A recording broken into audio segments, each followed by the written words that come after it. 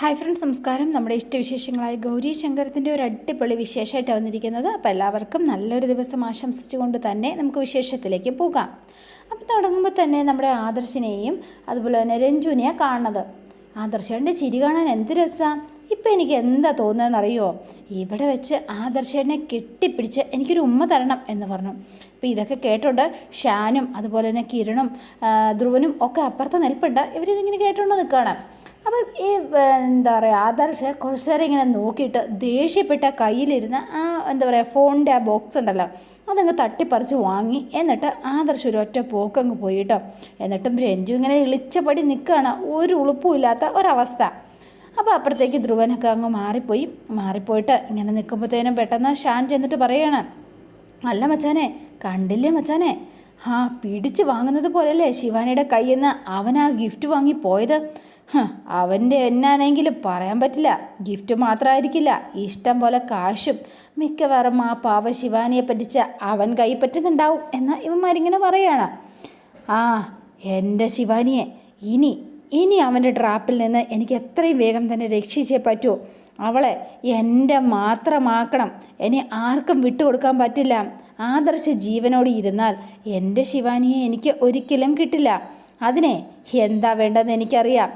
അവൻ എന്താണെങ്കിലും മണ്ണിനടിയിൽ പോയേ പറ്റൂ. ഞാനത് തീരുമാനിച്ചു കഴിഞ്ഞു. അങ്ങോട്ടേക്ക് ഞാൻ അവനെ പറഞ്ഞയക്കും. ഞാൻ തീരുമാനിച്ചു കഴിഞ്ഞു എന്നൊക്കെ പറഞ്ഞ് ധ്രുവൻ ഇങ്ങനെ നിൽക്കുകയാണ്. പിന്നെ കാണുന്നത് നമ്മുടെ ചാരങ്ങാട്ട് വീട്ടിലാണ്. അപ്പോൾ ചാരങ്ങാട്ട് വീട്ടിൽ നമ്മുടെ ഗൗരിയും ശങ്കറും ഭയങ്കര റൊമാൻറ്റിക്കൊക്കെ ആയിട്ട് നിൽക്കുകയാണ്. ശങ്കു പിന്നെ ഭയങ്കര സന്തോഷത്തിലാണ്. ഇങ്ങനെ വായൻ്റെ കിടാവേ എന്നൊക്കെ പറഞ്ഞ് ഗൗരിയെ ചേർത്ത് നിർത്തുകയാണ്. അപ്പോൾ ഇങ്ങനെ നോക്കി നിൽക്കുമ്പോഴത്തേനും, അല്ല എന്താ ശങ്കു, കമലടത്തിൻ്റെ കാര്യത്തിൽ ശങ്കു എൻ്റെ ഒപ്പം നിന്നതിന് ശങ്കുവിനൊരു ഗിഫ്റ്റ് ഉണ്ട് കേട്ടോ. നിൻ്റെ വക ഗിഫ്റ്റോ? ആഹാ, എന്ത് കൊള്ളാലോ.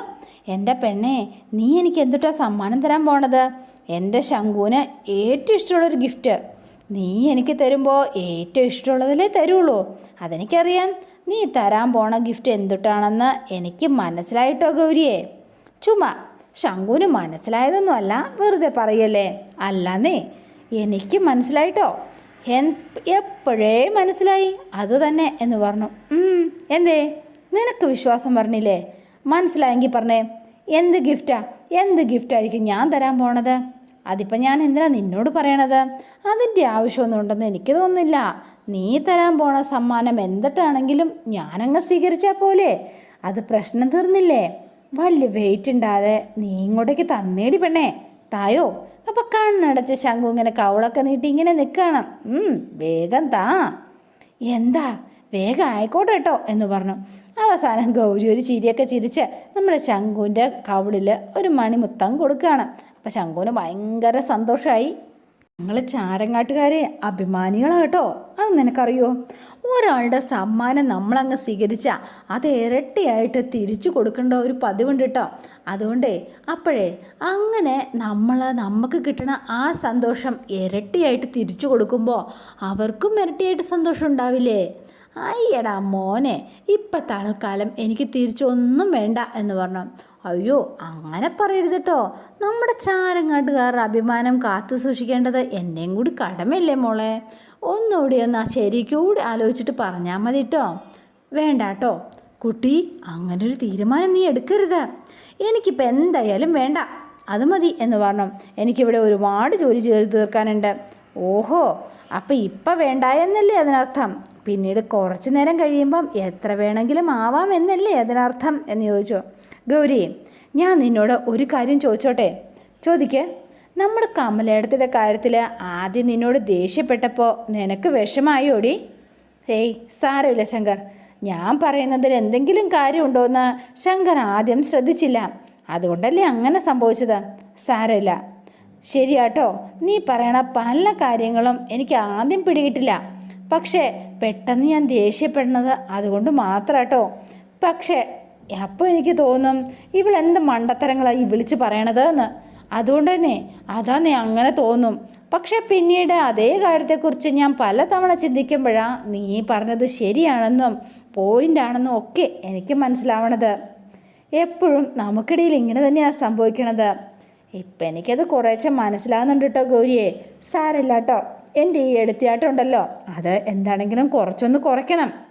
നീ പറയണ കാര്യങ്ങളൊക്കെ ഞാൻ സമാധാനമായിട്ട് കേൾക്കണം. അത് ശരിയാ. ഇനി ഞാൻ ശങ്കറിനോട് ഒരു കാര്യം പറയട്ടെ എന്ന് ചോദിച്ചു. സ്വസ്ഥമായ മനസ്സോടെ സമാധാനമായതോടെ ശങ്കർ എന്തൊന്നും മനസ്സിലാക്കണം. നീ പറഞ്ഞോ, ഞാൻ നേരത്തെ പറഞ്ഞതുപോലെ സമാധാനമായിട്ട് ഞാൻ കേട്ടോളാം എന്ന് പറഞ്ഞു. നീ അങ്ങോട്ട് പറയുന്നേ. അവസാനം ഞാൻ അവിടെ വെച്ച് ധ്രുവനെ കണ്ടു എന്ന് പറഞ്ഞപ്പോൾ ശങ്കർ വിശ്വസിച്ചില്ലല്ലോ. അപ്പോഴേക്ക് ധ്രുവൻ എന്താ പറയുക, മുഖം മാറി. പക്ഷേ ഞാൻ ധ്രുവനെ കണ്ടത് തന്നെയാണ് ശങ്കർ. ഞാൻ പറയുന്ന ഒന്ന് മനസ്സിലാക്കുക ശങ്കർ എന്ന് പറഞ്ഞു. പിടിച്ചങ്ങ് തള്ളി മാറ്റി. എന്നിട്ട് ഗൗരി ഇങ്ങനെ നോക്കുകയാണ് കല്ലി പൂണ്ട പോലെ. അതെ, കുറച്ച് നേരമെങ്കിലും ഞാൻ സന്തോഷിക്കണത് നിനക്ക് സഹിക്കാൻ പറ്റില്ല അല്ലേടി? കഷ്ടം എന്ന് പറഞ്ഞ് ശങ്കർ ആകെ ദേഷ്യപ്പെട്ട് വീട്ടിൽ നിന്ന് അങ്ങ് ഇറങ്ങി പോവാണ്. അപ്പോൾ ഗൗരിക്ക് അടി കിട്ടിയ പോലെയായി. പിന്നെ നമ്മൾ കാണുന്ന ആദർശിനെയാണ്. അപ്പോൾ ആദർശത്തെ സാധനങ്ങളൊക്കെ വാങ്ങി വീട്ടിലേക്ക് എത്തി. അമ്മേ ദാ അമ്മ പറഞ്ഞ സാധനങ്ങളെല്ലാം ഉണ്ടോ എന്ന് നോക്കിയമ്മേ എന്ന് പറഞ്ഞു. അപ്പോൾ വേണ്ട അമ്മ ഓരോന്നോരോന്നായിട്ട് ഇങ്ങനെ എടുത്ത് നോക്കുകയാണ്. താളി, കുറുന്തോട്ടി, അപ്പോൾ രാമച്ചം, മഞ്ഞൾ, അങ്ങനെ എല്ലാ സാധനങ്ങളും ഉണ്ട്. അപ്പം ഇതെല്ലാം കണ്ടിട്ട് അപ്പോൾ നമ്മുടെ ആരതിയും ഉണ്ട് കേട്ടോ കൂടെ. അല്ല ആദർശേട്ടാ, ആ കയ്യിൽ കവറിലെന്താന്ന്? അപ്പോൾ ആദർശ് ഈ ഗിഫ്റ്റ് തന്ന ഫോണ് പുറകിലിങ്ങനെ പിടിച്ചിരിക്കുകയാണ്. അല്ല അത് പിന്നെ അതെ, എൻ്റെ ഓഫീസിലെ ലാപ്പിൻ്റെ കുറച്ച് സാധനങ്ങളാണ്. ഓഫീസിൻ്റെ ലാപ്പിൻ്റെയോ? ആഹാ, അത് കൊള്ളാലോ. എന്നാ ഇങ്ങ് തന്നേ, ഞാനൊന്ന് നോക്കട്ടെ. ആരതി നീ ഒന്ന് അടങ്ങിയിരിക്കുക എന്ന് പറഞ്ഞു. ഇങ്ങ് തന്നേ. ആ അപ്പം എന്തോ ഒരു സീക്രട്ട് ഉണ്ട്, ഞാനതൊന്ന് നോക്കിയല്ലേ പറ്റുള്ളൂ. ഇങ്ങ് തരാനല്ലേ പറഞ്ഞത് എന്ന് ചോദിച്ച് ആദർശിൻ്റെ കയ്യിൽ നിന്ന് ആരതി തട്ടിപ്പറിച്ചു. അതപ്പം നന്ദിനിയമ്മ പറയാണ്, ആരതി മര്യാദയ്ക്ക് തിരിച്ചു കൊടുക്കുക. ഞാനിവിടെ ഇതെന്താണെന്ന് നോക്കി നോർത്ത് എന്താ കുഴപ്പം? അപ്പോൾ തട്ടിപ്പറിച്ച് വാങ്ങിച്ചപ്പോൾ കൂടിൽ നിന്ന് ആ ഫോൺ എടുത്ത് നമ്മുടെ ആരതി കൈ വാങ്ങി. ആ പുതിയ ഫോണാണല്ലോ, കൊള്ളാലോ. നീ വാങ്ങിയതാണോ എന്ന് ചോദിച്ചോ. അമ്മയ്ക്ക് മനസ്സിലായില്ലേ, വേണി ചേച്ചിക്ക് ഗിഫ്റ്റ് കൊടുക്കാനായിട്ട് ആദർശേട്ടൻ വാങ്ങിയതാ ഈ പുതിയ ഫോൺ. സൂപ്പറായിട്ടുണ്ട്. അപ്പോഴാണ് വേണി ഓടിപ്പടച്ചു വന്നു. ഇവരെ കണ്ടപ്പോഴത്തേനും വേഗം സ്ലോ മോഷനിൽ വരികയാണ്. വേണി ദേ നോക്ക്, ആദർശ് നിനക്ക് എന്താ വാങ്ങിക്കൊണ്ട് വന്നതെന്ന് നീ ഒന്ന് നോക്കിയേ. പുതിയ ഫോൺ എന്ന് പറഞ്ഞു. പുതിയ ഫോണോ? എനിക്കോ? അല്ല ആദർശേട്ടാ, എനിക്ക് പുതിയൊരു ഫോൺ വേണമെന്ന് ഞാൻ നിങ്ങളോട് പറഞ്ഞില്ലല്ലോ. വേണി, ആദർശ് നിനക്കൊരു സർപ്രൈസ് തന്നതല്ലേ മോളെ. ആദർശേട്ടൻ തന്നെ ഈ ഫോൺ ചേച്ചിക്ക് കൊടുക്കുക എന്ന് പറഞ്ഞു. അപ്പോൾ ആദർശ് അത് വാങ്ങി. എന്നിട്ടിങ്ങനെ ആലോചിക്കുക കേട്ടോ ഇനി എന്താ ചെയ്യേണ്ടതെന്ന്. അപ്പം നിന്നിട്ട് ആദർശേട്ടാ കൊടുക്കുക എന്ന് പറഞ്ഞു. നീ എന്താ ആലോചിച്ച് നിൽക്കുന്നത്? വന്നിരിക്കുന്നു അവളുടെ കണ്ടവളുമാരുടെ ഫോണും കൊണ്ട്. വേണി നീ അത് വാങ്ങിക്കുക എന്ന് പറഞ്ഞു. അപ്പോൾ വേണിയും അത് വാങ്ങിച്ചു. വേണിക്ക് കാര്യമൊക്കെ മനസ്സിലായി. ഇനി ഗിഫ്റ്റ് തന്നതിന് ആദർശേട്ടനൊരു താങ്ക്സ് പറയണം കേട്ടോ. ആ താങ്ക്സ് എന്ന് പറഞ്ഞു. അയ്യേ അങ്ങനെയല്ല കേട്ടോ, നല്ല സ്നേഹത്തിൽ പറയണം അല്ലേമ്മേ? ആ അത് വേണം. അപ്പം വേണി തിരിഞ്ഞു നിന്നിട്ട് താങ്ക്സ് ആദർശേട്ടാ എന്നൊരു കൊഞ്ചിയൊരു പറച്ചിൽ. അപ്പോൾ എല്ലാവർക്കും സന്തോഷമായിട്ടോ. നിങ്ങളെ ഞാൻ ഇന്ന് ശരിയാക്കൂട്ടോ, നിങ്ങളെ ഞാൻ നോക്കിക്കോ, കാണിച്ചു തരാം എന്ന് വേണിങ്ങനെ മനസ്സിൽ വിചാരിച്ചിങ്ങനെ നിൽക്കുകയാണ്. പണി അടുത്തത് വെച്ച് കൊടുക്കാം എന്നുള്ള മട്ടിലാണ് നിൽക്കുന്നത്. അപ്പോൾ ആദർശം മുഖത്തും നോക്കുന്നില്ല, കള്ളലക്ഷണമായിട്ട് തിരിഞ്ഞ് നിൽക്കുകയാണ്. പിന്നെ കാണുന്നത് ശങ്കറിനെയാണ്. ദേഷ്യപ്പെട്ട് ആളിങ്ങനെ ഇറങ്ങി വന്നിട്ട് ഒരു അമ്പലത്തിൻ്റെ നടയിൽ ഇങ്ങനെ നിൽക്കുകയാണ് കേട്ടോ. എന്നിട്ട് വീണ്ടും ഇങ്ങനെ ആലോചിക്കുകയാണ് ഗൗരി പറഞ്ഞതിനെക്കുറിച്ച്. ആ ധ്രുവനെ കണ്ട ഗൗരി ഇങ്ങനെ പേടിച്ച് വരേണ്ടത് നിന്ന ആ ഒരു സമയമുണ്ടല്ലോ, അതിങ്ങനെ ആലോചിച്ച് നിൽക്കുകയാണ് കേട്ടോ ശങ്കർ. അപ്പം അതിനുശേഷം നമ്മുടെ ശേഖരേട്ടൻ പറഞ്ഞ കാര്യമാണ് മനസ്സിലേക്ക് ഓടി വരുന്നത്. അതെ, നിനക്ക് തരാത്ത എന്തോ ഒരു സ്പെഷ്യൽ കറികൾ മിക്കവാറും അവനുണ്ടാക്കി കൊടുത്തിട്ടുണ്ടാവും, അതായിരിക്കും അവനോട് ഇത്രയും സ്നേഹം എന്നൊക്കെ പറഞ്ഞ് ഇങ്ങനെ കളിയാക്കിയൊരു ഭാഗമുണ്ടല്ലോ, അത് മനസ്സിലേക്ക് ഓടി ഓടി വരികയാണ്. അപ്പോൾ ശങ്കറിന് ആകെ ടെൻഷനായിട്ടോ. ഈ സമയത്താണ് ഗൗരി തിരെ ശങ്കറിൻ്റെ ഫോണിലേക്ക് 2-3 പ്രാവശ്യം വിളിച്ചു. പക്ഷേങ്കിൽ ശങ്കർ കട്ടാക്കി വിടുകയാണ് കേട്ടോ. അപ്പം ഗൗരിക്ക് ആകെ ടെൻഷനായി. ഇനി എന്താ ചെയ്യേണ്ടത് എന്നറിയത്തില്ലാത്തൊരവസ്ഥ. കല്ലി പൂണ്ട് ഇങ്ങനെ മരത്തിലൊക്കെ ഇടിച്ചിങ്ങനെ നിൽക്കുകയാണ് ശങ്കർ. പിന്നെ നമ്മൾ കാണുന്നത് നേരെ കമലേടത്തിയുടെ റൂമിലാണ്. അപ്പോൾ ഗൗരി നേരെ കമലേടത്തിയുടെ റൂമിലേക്ക് എത്തിയിരിക്കുകയാണ്. അപ്പോൾ കമലയോട് ഇങ്ങനെ സംസാരിക്കുകയാണ്. അപ്പോൾ കമല ഓരോ കാര്യം ചോദിച്ചു. അല്ലേ ഗൗരി, നിനക്ക് എന്താ പറ്റിയത് എന്ന് ചോദിച്ചു. എനിക്കൊരു കുഴപ്പമില്ല കമലേടത്തി. അല്ല, എന്തോ ഒരു പ്രശ്നമുണ്ടല്ലോ, നീയും ശങ്കറും തമ്മിൽ എന്തെങ്കിലും വഴക്കിട്ടോ? എന്താ ഗൗരി നീ മിണ്ടാത്തത്? എൻ്റെ കാര്യത്തിൽ ഇടപെട്ടത് ശങ്കറിന് ഇഷ്ടപ്പെട്ടില്ല എന്നുണ്ടോ എന്ന് ചോദിച്ചു. അതിൻ്റെ പേരിലാണോ നിങ്ങളിനി വഴക്കുണ്ടായത് ഗൗരി? ഒരിക്കലും അല്ല കമലേടത്തി. കമലേടത്തിയെ സഹായിക്കാൻ ശങ്കർ എൻ്റെ ഒപ്പം നിൽക്കുക ചെയ്തത്. പിന്നെ എന്താ നിങ്ങൾ തമ്മിലുള്ള പ്രശ്നം? അത് പറയുക. അത് എന്ന് പറഞ്ഞു. എന്താ, നല്ല സന്തോഷത്തിലാണ് നിങ്ങൾ ഇവിടുന്ന് യാത്ര പോയത്. പക്ഷേ തിരിച്ചു വന്നപ്പോൾ നിങ്ങളുടെ 2 പേർക്കും എന്തോ ഒരു മാറ്റം എനിക്ക് തോന്നി. ചിലപ്പോൾ എൻ്റെ വെറും ഒരു തോന്നലാവാം. അത് പിന്നെ ഏട്ടത്തി എന്ന് പറഞ്ഞാൽ ഇവർ 2 പേരും മുറിയിലിരുന്ന് സംസാരിക്കുമ്പോഴാണ് നമ്മുടെ രാധാമണി തങ്കച്ചി അതിലേ വരുന്നത്. അപ്പോൾ ഇവർ 2 പേരും സംസാരിക്കുന്നത് കേട്ട് ആൾ മുറിയുടെ പുറത്ത് എന്താ പറയുക, കാതോർത്തിങ്ങനെ നിൽക്കുകയാണ്, എന്താ സംസാരിക്കുന്നതെന്ന് അറിയാൻ വേണ്ടിയിട്ട്. അപ്പം റൂമിൻ്റെ വാതിൽ ഇങ്ങനെ ചെവിയും വെച്ച് കൂർപ്പിച്ച് നിൽക്കുകയാണ്. കമലേടത്തി, അത് വെറും തോന്നലായിരുന്നില്ല കമലേടത്തി, ഏട്ടത്തിയുടെ സംശയം ശരിയായിരുന്നു എന്ന് പറഞ്ഞു. ഹോ, മഹാമാരി ചാരങ്ങാട്ട് നേരെ നാണം കെടുത്താനുള്ള അടുത്ത പരിപാടി ഇനി കമലയ്ക്ക് പറഞ്ഞു കൊടുക്കുമായിരിക്കും അവള്. ശരിക്കും നല്ല യാത്രയായിരുന്നു കമലേടത്തി. മനോഹരമായ സ്ഥലങ്ങളൊക്കെ കണ്ട് നല്ല സന്തോഷത്തിലായിരുന്നു കേട്ടോ ഞങ്ങളെല്ലാവരും. പക്ഷേ ഞാൻ അവിടെ വെച്ച ഒരു സംഭവം ഉണ്ടായി എന്ന് പറഞ്ഞു. എന്ത് സംഭവം? എന്താ ഗൗരി, എന്താ പറ്റിയത് എന്ന് ചോദിച്ചോ. ഞാൻ ഒരിക്കലും പ്രതീക്ഷിക്കാത്ത ഒരാളെ ഞാൻ അവിടെ വെച്ച് കണ്ടു ചേട്ടത്തി, അതാണ് പ്രശ്നം എന്ന് പറഞ്ഞു. അപ്പം ഇവളിനി ആരെയായിരിക്കും കണ്ടിരിക്കുക? അപ്പം ഇങ്ങനെ കേട്ടോണ്ട് നിൽക്കുവാണല്ലോ രാധ. അപ്പം കമല ചോദിക്കുകയാണ്, നീ ആരെയാണ് കണ്ടത്? ധ്രുവനെ എന്ന് പറഞ്ഞു. ഞെട്ടിപ്പോയി ഇവരെല്ലാവരും കേട്ടോ. ധ്രുവനെയോ എന്ന് ചോദിച്ചോ. നീ എന്താ ഗൗരി ഈ പറയണത്? ധ്രുവനോ? മരിച്ചു പോയ അവൻ എങ്ങനെയാ ധ്രുവനെ ഇവള് കാണുന്നത്? നീ എന്താ ഗൗരി ഈ പറയണത്? മരിച്ചു പോയ ധ്രുവനെ നീ കണ്ടുന്നോ? അതെ കമലേടത്തി, സത്യമാണ് ഞാൻ പറയണത്. ഞാൻ അവനെ കണ്ടു. അവൻ തന്നെയാ, എനിക്ക് ഉറപ്പാ എന്ന് പറഞ്ഞു. അപ്പം പക്ഷെ ഞാൻ എത്ര തവണ പറഞ്ഞിട്ടും ഇത് വിശ്വസിക്കാൻ ശങ്കർ തയ്യാറാവുന്നേയില്ല. അപ്പം രാധാമണിക്ക് ഉഗ്രം ബോംബ് കിട്ടി. ശങ്കറിനെ എങ്ങനെ കുറ്റം പറയാൻ പറ്റും? ആർക്കെങ്കിലും ഇത് വിശ്വസിക്കാൻ പറ്റുമോ ഗൗരി? മരിച്ചു പോയി ആരെങ്കിലും തിരിച്ചു വരുമോ? അതൊന്നും എനിക്കറിയില്ല കമലേടത്തി. പക്ഷേ ഞാൻ കണ്ടത് ധ്രുവനെ തന്നെയാണ്, അതെനിക്ക് ഉറപ്പാണ് എന്ന് പറഞ്ഞു. ശങ്കറിനെ ഇതൊന്ന് വിശ്വസിപ്പിക്കാൻ വേണ്ടി ഞാൻ ശ്രമിക്കുമ്പോഴൊക്കെ ശങ്കർ എന്നെ തെറ്റിദ്ധരിക്കുക ചെയ്തത്. അത് മാത്രവുമല്ല, ഞങ്ങൾ തമ്മിൽ എൻ്റെ മനസ്സിൽ ഇപ്പോഴും ധ്രുവനെക്കുറിച്ചുള്ള ചിന്തകൾ ഉള്ളതുകൊണ്ടാണ് ഞാൻ എങ്ങനെയൊക്കെ പറയുന്നതെന്നാണ് ശങ്കർ കരുതി വച്ചിരിക്കണത്. അതായി എന്നെ കൂടുതൽ വേദനിപ്പിക്കുന്നത്. എന്താണെന്നറിയില്ല, ധ്രുവനും ഞാനും തമ്മിൽ എന്തും ബന്ധം ഉണ്ടായിരുന്നു എന്ന് ശങ്കറെ വീണ്ടും സംശയിച്ചു തുടങ്ങിയോന്നാണ് ഇപ്പം ഞാൻ പേടിക്കുന്നത്. അങ്ങനെയൊന്നും ഉണ്ടാവില്ല, നീ ധൈര്യമായിട്ടിരിക്കുക. പെട്ടെന്ന് നീ ധ്രുവൻ്റെ പേര് പറഞ്ഞപ്പോൾ ശങ്കറിന് ദേഷ്യം വന്നിട്ടുണ്ടാവും, അത്രേ കാണുള്ളൂ ഗൗരി. കമലേടത്തി, ഇനിയും ധ്രുവൻ്റെ പേരിൽ ശങ്കർ എന്നെ സംശയിച്ചാൽ അതെനിക്ക് സഹിക്കാൻ കഴിയുന്നതിനപ്പുറമാണ് കമലേടത്തി, എനിക്ക് കഴിയില്ല എന്ന് പറഞ്ഞു. അപ്പം ഇതെല്ലാം കേട്ട് രാധാമണി നിൽക്കുകയാണ്. മോളെ ഗൗരി, നിന്നെ അടിക്കാനുള്ള വടി നീ എന്നെ എയ്ത്ത് കൊണ്ട് തന്നല്ലോ, ഇനി നിനക്കുള്ള അടി ഞാൻ തന്നോളാം എന്ന് പറഞ്ഞ് രാധാമണി അങ്ങ് പോവാണ്. അപ്പോൾ ഈ ഫോണും പിടിച്ച് പിന്നെ കാണുന്നത് നമ്മുടെ വേണീനെയാണ്. ആദർശം അപ്പുറത്ത് നിൽപ്പുണ്ട്.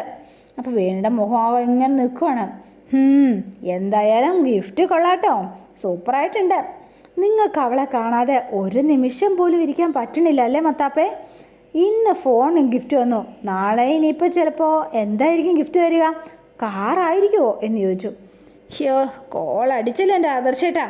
വേണി, നീ ചുമ്മാ എന്നോടുള്ള വാശിക്ക് നീ പ്രഗ്നൻ്റ് ആണെന്ന് എല്ലാവരോടും കള്ളം പറഞ്ഞിരിക്കുക.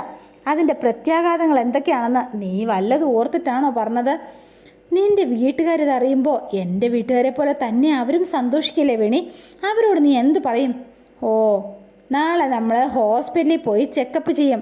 അതിന് ശേഷം എല്ലാവരെയും അറിയിച്ചാൽ മതിയെന്ന് ഞാൻ നന്ദിനി അമ്മയോട് പറഞ്ഞിട്ടുണ്ട് കേട്ടോ. നീ പ്രഗ്നൻ്റ് അല്ലാന്ന് നമുക്ക് 2 പേർക്കും അറിയാലോ, പിന്നെ എന്തിനാ നമ്മൾ ആ ഹോസ്പിറ്റലിലേക്ക് പോണത്? എൻ്റെ പൊന്നു, അതെ, അതിന് നമ്മൾ നാളെ പോണത് ഹോസ്പിറ്റലിലേക്കല്ലല്ലോ. പിന്നെ എങ്ങോട്ടാ? പിന്നെ എങ്ങടായിരിക്കും?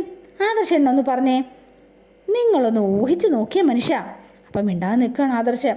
വേണി, നീ എന്തോ ഒരു കുഴപ്പമൊപ്പിക്കാനുള്ള പരിപാടിയാണ്, അതെനിക്ക് മനസ്സിലായി. സത്യം പറ, നാളെ നമ്മൾ എങ്ങോട്ടാണ് പോണത്? അപ്പം മിണ്ടുന്നില്ല വേണി. വേറെ എങ്ങോട്ടേക്കല്ല കേട്ടോ. അതെ, നമ്മൾ നിങ്ങൾക്ക് നല്ല പരിചയമുള്ളൊരു സ്ഥലത്തേക്കാണ് നമ്മൾ പോണത്. നിങ്ങൾക്ക് നല്ല ഇഷ്ടമുള്ള സ്ഥലത്തേക്ക് തന്നെയാന്നേ. നിങ്ങളുടെ കാമുകിയില്ലേ, നമ്മുടെ ശിവരഞ്ജിനി, അവളുടെ വീട്ടിലേക്കാട്ടോ നമ്മൾ നാളെ പോണത്. രഞ്ജുവിൻ്റെ വീട്ടിലേക്കോ? എന്തിന്? നിങ്ങളും അവളും തമ്മിൽ ഒരു ബന്ധമില്ല എന്നല്ലേ നിങ്ങൾ ഫുൾ ടൈം ഡയലോഗ് അടിക്കണത്? അതെ, ഞങ്ങൾ തമ്മിൽ ഒരു ബന്ധവുമില്ല വേണി. അങ്ങനെയാണെങ്കിലേ നാളെ തന്നെ നിങ്ങൾ അവളുടെ വീട്ടിലേക്ക് പോയി ഈ ഫോണിലെ അവൾക്കത് തിരിച്ചു കൊടുത്തിരിക്കണം. വേണി, നിനക്ക് അവളുടെ സ്വഭാവം അറിയാത്തത് കൊണ്ടാണ് നീ സംസാരിക്കണത്. ഒരുപാട് ഭ്രാന്ത് പിടിച്ച പെണ്ണത്. എന്താ ചെയ്യാന്നൊന്നും പറയാൻ പറ്റില്ല. ഞാൻ അവളുടെ വീട്ടിലേക്ക് പോയാൽ ശരിയാവില്ല. ഞാൻ അങ്ങോട്ടേക്ക് പോവില്ല. അതൊന്നും എനിക്കറിയേണ്ട കാര്യമില്ല കേട്ടോ. നാളെ കൊണ്ട് ഈ ബന്ധം അവസാനിച്ചിരിക്കണം. മനസ്സിലായല്ലോ? പിന്നെ നിങ്ങൾ തനിച്ചല്ലല്ലോ കാണാൻ പോണത്. നിങ്ങൾക്ക് നിങ്ങളുടെ സ്വന്തം കെട്ടിയോളായ ഈ കൃഷ്ണവേണി കൂടെയില്ലേ? പിന്നെ നിങ്ങൾ എന്തിനാ പേടിക്കണത്? ധൈര്യമായിട്ടിരിക്കേണ്ട മനുഷ്യ. ഈ ഞാനില്ലേന്ന്. അപ്പോൾ നാളെ നമ്മൾ രണ്ടുപേരും ഒരുമിച്ചാണോ രഞ്ജുവിനെ കാണാൻ പോണത്? അതെ ആദർശേട്ടാ, നമ്മൾ കെട്ടിയോനും കെട്ടിയോളൂടെ ഒരുമിച്ച് കൈകോർത്താൽ നാളെ നിങ്ങളുടെ കാമുകിയെ കാണാൻ പോണത്. ആദർശേട്ടനെ സന്തോഷമായില്ലേ ആദർശേട്ടാ? അതെ, ഈ ലോകത്ത് എവിടെയൊക്കെയാ ഇങ്ങനെ നടക്കുക? വേണി, നമ്മൾ ഒരുമിച്ച് പോണോ? ഞാൻ തനിച്ചു പോയി ഈ ഫോൺ കൊടുത്താൽ പോരെ? അയ്യോ, അത് പോരാട്ടോ. നമ്മൾ രണ്ടുപേരും ഒരുമിച്ച് തന്നെ പോകണം. പോയേ പറ്റൂ. നിങ്ങൾക്ക് അവളോട് ഒരു ബന്ധമില്ലാന്ന് നിങ്ങൾ തന്നെയല്ലേ പറഞ്ഞത്? അവൾക്ക് എന്താ പറയാനുള്ളതെന്ന് എനിക്കൊന്ന് കേൾക്കണ്ടേ? അതുകൊണ്ട് അതൊന്ന് കേൾക്കാൻ കൂടി തന്നെയാട്ടോ ഞാൻ പറഞ്ഞത്. അതുകൊണ്ട് ഒന്നും പറയാൻ നിൽക്കണ്ട. വന്നേ, ആദർശേട്ടൻ സുഖമായിട്ട് സന്തോഷമായിട്ട് വന്ന് കിടന്നുറങ്ങിയേ എന്ന് പറഞ്ഞ് വേണി അങ്ങ് പോയി. ആദർശാണെങ്കിൽ ആകെ വെപ്രാളം പിടിച്ചു. ഇനി രഞ്ജുവിൻ്റെ അടുത്ത് ചെന്നാൽ രഞ്ജു എന്തൊക്കെയായിരിക്കും പറയുക? വേണിയുടെ സ്വഭാവം എനിക്ക് ഓർക്കാൻ പറ്റണില്ല. ആദർശിൻ്റെ ഉള്ള മനസമാധാനവും പോയി, ഉറക്കവും പോയി. ആളാകെ ടെൻഷൻ അടിച്ചിങ്ങനെ നിൽക്കുകയാണ്. പിന്നെ നമ്മൾ കാണുന്നത് ചാരങ്ങാട്ട് വീട്ടിലാണ്. അപ്പോൾ ശേഖരനും മഹാദേവനും ഭക്ഷണം കഴിക്കുന്നു. രാധാമണി വിളമ്പുന്നു. ഈ സമയത്താണ് കുട്ടിശങ്കരൻ അങ്ങോട്ടേക്ക് വരണത്. എന്താടാ കുട്ടിശങ്കര, ഇത് എങ്ങോട്ടാ? നീ എവിടെയാടാ ഈ അലഞ്ഞു തിരിഞ്ഞ് തെക്ക് വടക്ക് നടക്കണത്? അച്ഛൻ കരുതുന്നത് പോലെ ഞാൻ അലഞ്ഞു തിരിഞ്ഞ് നടക്കുമെന്നല്ല കേട്ടോ. അതെ, 1-2 പേരെ എനിക്ക് കാണാനുണ്ടായിരുന്നു. അതിനുവേണ്ടി പുറത്തു പോയതാ. ഇങ്ങോട്ടേക്ക് വന്നേടാ എന്ന് പറഞ്ഞു. അപ്പോൾ അതേണ്ട അങ്ങോട്ടേക്ക് ചെല്ലുകയാണ് ശങ്കരൻ. ശങ്കരൻ അങ്ങോട്ടേക്ക് ചെന്നിട്ട്, അതെ നീ കഴിക്കാനിരുന്നടാ, എനിക്ക് വേണ്ടച്ച എന്ന് പറഞ്ഞു. അതെന്താ നിനക്ക് വേണ്ടാത്തത് എന്ന് രാധാമണി ചോദിക്കുക.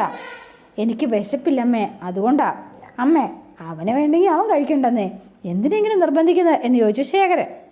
അപ്പോൾ ശങ്കർ പോകാൻ തുടങ്ങിയപ്പോൾ, മോനെ നീ കഴിക്കാതിരുന്ന അമ്മയ്ക്ക് എന്തെങ്കിലും കഴിക്കാൻ പറ്റൂടാ? വന്നേ, നീ വന്നിരുന്നേ എന്ന് പറഞ്ഞ് രാധാമണി ഭയങ്കര സ്നേഹത്തിൽ വിളിച്ചിങ്ങനെ ഇരുത്തി. എന്നിട്ട് ഭക്ഷണം വിളമ്പാൻ തുടങ്ങുവാണ്. അപ്പോൾ ഈ സമയത്താണ് നമ്മുടെ ഗൗരി ഇറങ്ങി വരുന്നത്. പിന്നെ പറയണ്ടല്ലോ, ഉഗ്രം പ്ലാനാണ് തയ്യാറാക്കി വെച്ചിരിക്കുന്നത്. അപ്പം ഉടനെ തന്നെ രാധാമണി ഇങ്ങനെ ചോദിക്കുകയാണ്, അല്ല, സ്വന്തം ഭർത്താവിന് ഒരിത്തിരി ആഹാരം വിളമ്പി കൊടുക്കാൻ ഇനി മഹാറാണിയോട് പ്രത്യേകം പറയണമായിരിക്കും അല്ലേ?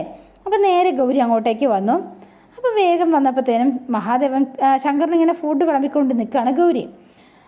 മരുമോളെ, നിന്നോടൊരു കാര്യം പറയാനുണ്ട് കേട്ടോ അച്ഛന്. എന്താ അച്ഛാ എന്ന് ചോദിച്ചു. അല്ല, കഴിഞ്ഞതൊക്കെ കഴിഞ്ഞതില്ലേ, ഇനിയും നീ എന്തൊട്ടിനാ അതിൻ്റെയൊക്കെ പിന്നാലെ തൂങ്ങിയിട്ട് കുട്ടിശങ്കറിൻ്റെ മനസ്സമാധാനം കളയേണ്ടത് എന്ന് ചോദിച്ചു. അച്ഛൻ എന്താ പറഞ്ഞത്? അതെനിക്ക് മനസ്സിലായില്ല. അത് പിന്നെ അങ്ങനെ പറയല്ലേ. അച്ഛൻ എന്താ ഉദ്ദേശിച്ചതെന്നൊക്കെ മരുമോക്ക് നന്നായി മനസ്സിലായിട്ടില്ലേ എന്ന് ചോദിച്ചു. അയ്യോ ഇല്ലേ, ഇല്ലച്ചാ എന്ന് പറഞ്ഞു. എങ്കിൽ പിന്നെ തെളിച്ചങ്ങ് സംസാരിക്കാം, അതല്ലേ നല്ലത്. അല്ല, ആ ധ്രുവൻ മരിച്ചു എന്ന് വിശ്വസിക്കാൻ നിനക്ക് എന്തുട്ടാ ഇത്ര ബുദ്ധിമുട്ട് മോളെ എന്ന് ചോദിച്ചു. ഞെട്ടിത്തരിച്ചു പോയി ഗൗരി. അപ്പം ശങ്കറിന് മടി കിട്ടിയ പോലെ ആയി. ശങ്കരൻ ഗൗരിയുടെ മുഖത്തേക്ക് ഇങ്ങനെ നോക്കുകയാണ്. ആരാണ് അച്ഛനോട് പറഞ്ഞത് എന്നുള്ള മട്ടിലാണ് കേട്ടോ. എന്നിട്ട് രാധാമണിയും മഹാദേവനും പരസ്പരം നോക്കിയൊരു ചിരി, ഒരു എരുതിയിൽ ഇച്ചിരി എണ്ണ ഒഴിച്ചപ്പം അവർക്ക് ഭയങ്കര ആശ്വാസമൊക്കെ തോന്നി. അപ്പോൾ അതോടെയാണ് ഇന്നത്തെ വിശേഷം അവസാനിക്കുന്നത്. ഇനി നാളത്തെ വിശേഷം ഇതിലും ഗംഭീരമാണ്. അപ്പോൾ എല്ലാവരും വെയിറ്റ് ചെയ്യുക. നിങ്ങൾക്ക് ഇഷ്ടപ്പെട്ടുവെങ്കിൽ ലൈക്ക് ചെയ്യുക, ഷെയർ ചെയ്യുക, തൊട്ടടുത്ത് ആ ബെൽ ബട്ടൺ കൂടെ ഒന്ന് ഞെക്കുകയാണെങ്കിൽ ഞാനിടുമ്പോൾ തന്നെ നോട്ടിഫിക്കേഷൻ ലഭിക്കുന്നതായിരിക്കും. പുതുപുത്തൻ വിശേഷമായിട്ട് എത്താം. Bye and see you again.